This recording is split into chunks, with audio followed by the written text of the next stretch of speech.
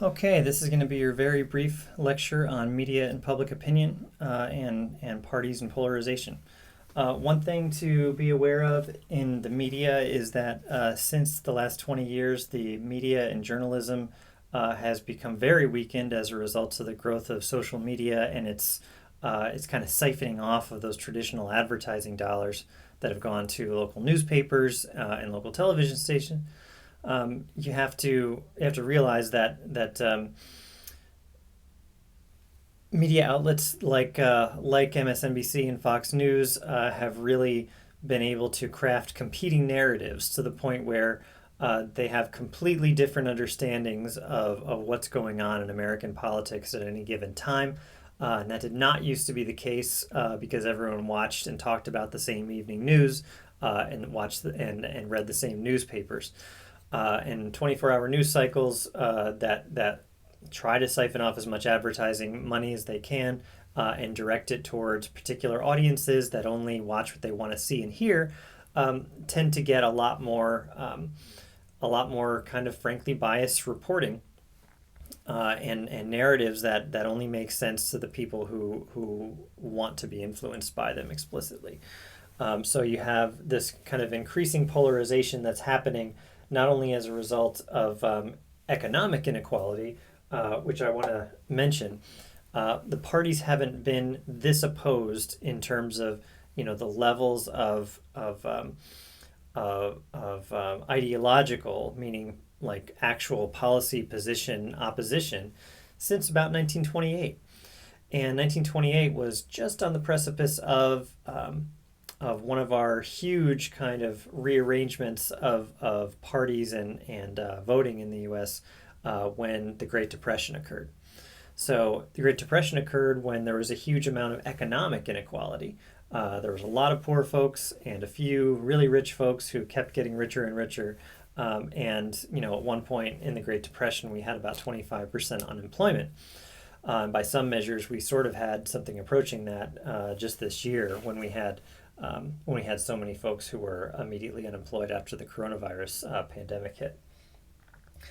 So the partiers are more opposed than ever, so we've kind of checked that box already.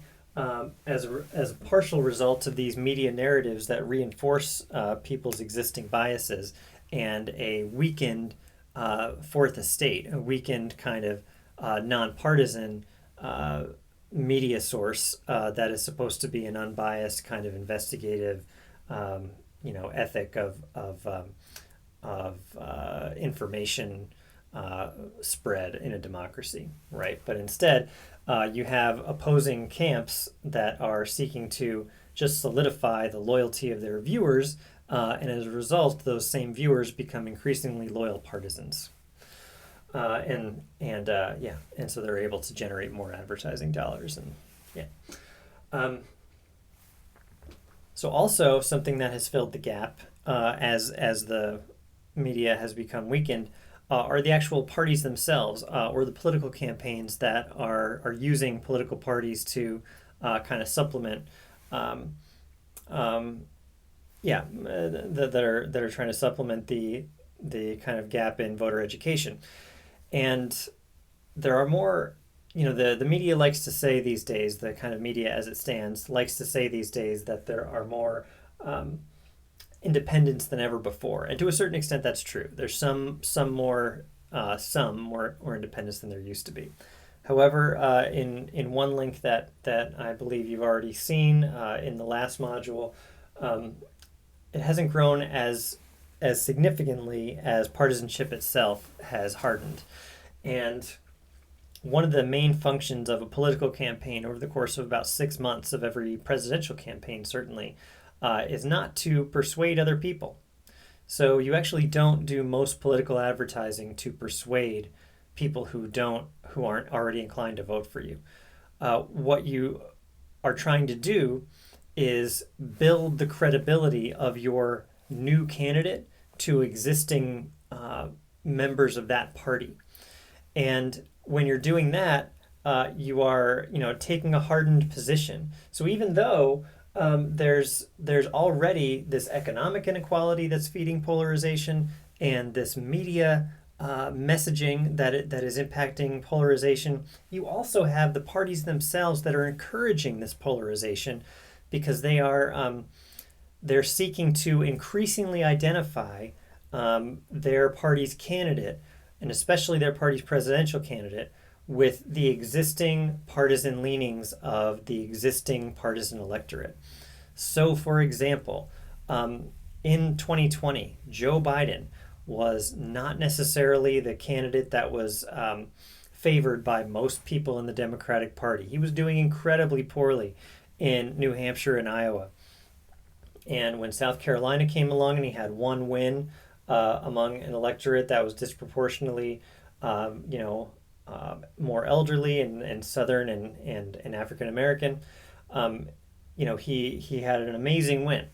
And so the Democratic Party coalesced around him and even kind of quashed the party rebellion of Bernie Sanders, and spent the next 6 months in typical style of a Democratic Party candidate and a Republican Party candidate, but of a major party candidate in building his credibility among Democratic leaning voters and attempting to get them to come out and vote for him and support him and not either vote for a minor third party candidate, which is only marginally an escape route usually for candidates, but can make the difference between the two major parties if it's a very close election. So either that or staying home. And since people were already staying home during the pandemic, that was a real danger. So the Biden camp, really did a lot of reach out. They even enlisted not only all of his former opponents in the primary, including Senator Sanders, but they tried to just show that he had all of this credibility from being in the Obama administration and from his, years as a Democrat, and they soft pedaled a lot of his cooperation with Republicans and his kind of somewhat, conservative leaning policies while he was in the Senate. So Democrats were kind of campaign to like via TV ads mostly, but also internet ads to come out and support this candidate who you may have felt kind of ambivalent about or even hostile to, but know that he is as much a Democrat as you are. Okay, he supports, and not just a Democrat, but he supports all the things that you support. And if you elect him, you'll get what you typically vote for. So that's just an example. That is going to happen with the next Republican nominee, whoever it is.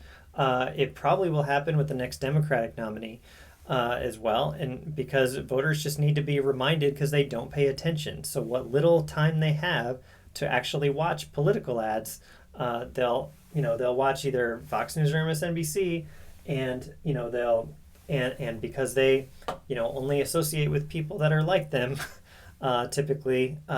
As well as only and their campaign to on YouTube because you on Google and everything else, Facebook, because they have your demographic information and your preferences, so they know what you want to see as well.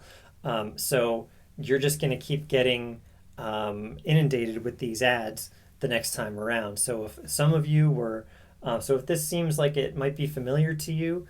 Like you were a Democrat who wasn't sure about Biden and now you really were by the time Election Day came around, that is exactly what they anticipate. And so that's what's going to happen if you're a Republican and you might not be supporting Trump, but you wanted to support a Republican, and you might feel like, oh, well, maybe he's not so bad, or like maybe he's more of a traditional Republican than I thought, or maybe he's even a better Republican than I thought. These are all things that they intend for you to think by the time Election Day comes around. They, meaning the parties, that's all.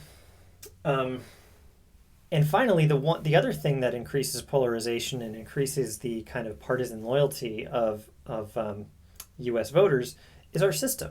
Our system is just, it's very simple. We have a single member district system, which means that in the 435 House districts that I've mentioned before, typically you get the same election that happens 435 times. You have a Democrat, a Republican, and maybe some minor parties. Are you going to vote for one of those minor parties? No, because if you're going to vote for a Green Party candidate in Iowa or a Libertarian Party candidate in California, chances are that person is not going to win in that district because the Democrat and the Republican are going to have a better chance. They're going to have better name recognition, way more money, and the Republican and Democratic parties are more trusted. So all of that is kind of this hostile environment, really, for third parties to exist. And not only in Congress, but in the Electoral College. How much of a chance does a third party candidate have of getting any Electoral College votes at all? Even billionaire Ross Perot in 1992 and 1996 at one point was running 40% in the polls, which is unheard of in modern times for a third party candidate. But he ultimately, he got down to about 20%, but even 20% is gargantuan in defiance of the Democratic and Republican parties in modern standards. And so he didn't win any. He came close to winning 3 votes in Alaska, the 3 electoral college votes of Alaska, but he didn't quite get a plurality there. So because this same election happens 50 times in presidential elections and Senate races and 435 times in congressional races at the federal level, there are no minor party candidates. If there's an independent, like people in Virginia, and for a long time, Senator Sanders declared himself an independent. I'm not sure if he still does. But they only exist really because one of the 2 major parties has stood aside and endorsed that candidate. So they're the exception that proves the rule, to use that kind of new cliche. But yeah, that's really what it is called. It's called Duverger's Law, which is really the only law in political science that I think anyone knows. That the